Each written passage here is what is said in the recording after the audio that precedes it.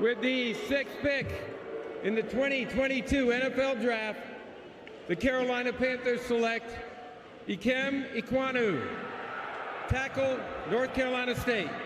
What's up, y'all? It's your man, that dude, bringing you guys another video. So I'm really starting to wonder what in the world is going on with Ikem Ekwonu. We have it in Matt Rhule's own words that Icky is a long way from being a starter, but if that's the case, why'd you take him in the first round of the draft? Now, it might be a bit of an exaggeration to say you should have taken a guy in the first round if he's not ready to start that year.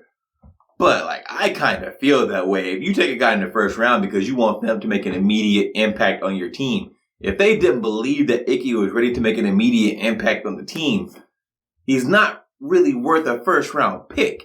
I get it. With quarterbacks, you might take them in the first round because of potential what they can be in the future. But with almost every other position, you take them in the first round because you think they could come in right away and make a difference. If Icky isn't there yet, it really brings into question picking him in the first round. Now, is this where they thought he was ready, they get him into camp, and now they find out that he isn't quite the product that they thought they were getting? That's one thing I can kind of forgive that. The draft is very hit and miss. Sometimes you just whiff on a pick.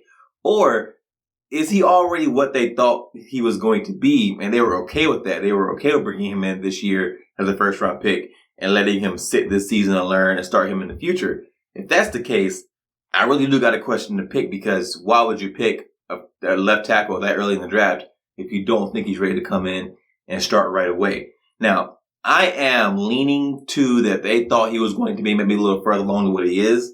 And when they got him in the camp and they realized, okay, he still has a lot to learn. Because other people had Icky highly rated in the draft. So other people really thought he was able to come in and start right away and make an impact on the team. So maybe now that he's in the camp, they're finding out, okay, he has some deficiency somewhere. He's going to need some time to come along slowly. And so they're doing that, and he's just not as far as long as they believe he will be. Or this might be Matt Rhule just not being a great evaluator of talent. We saw last year with Brady Christensen that he really hesitated to put Brady in and make him a starter, even though once he got in, he played really well. He proved himself to be able to start, because this year he seems to be our starting left tackle. And last year, Matt Rhule didn't want to give him the time of day. He said his arms were too short. He didn't think he was capable of playing left tackle, even though when he got in and played games, he proved to be a serviceable left tackle at the very least. Maybe a good one. So this could be Matt Rhule just not being able to evaluate talent that he has in-house. And if this becomes a trend with Matt Rhule where he just isn't able to evaluate the talent that he has, I mean, the guy chose Matt Darnold, and there are reports that he wants Matt Darnold to start this year. Sam Darnold. I'm mixing up Baker Mayfield, and I'm mixing up Matt Corral and Sam Darnold. But he chose Sam Darnold. He traded picks for Sam Darnold, and there are reports that he wants Sam Darnold to start this year.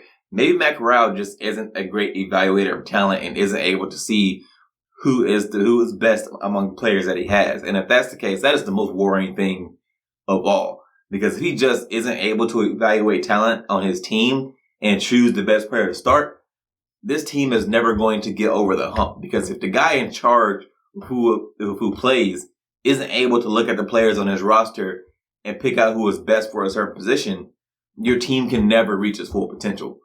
And I'm starting to think that might be the case with Matt Rhule. That's all I have for you in this one, guys. If you enjoyed this video, go hit that thumbs up. And if you are so inclined, while you're down there, hit that subscribe button. I would appreciate it. And I'll see you guys in the next one.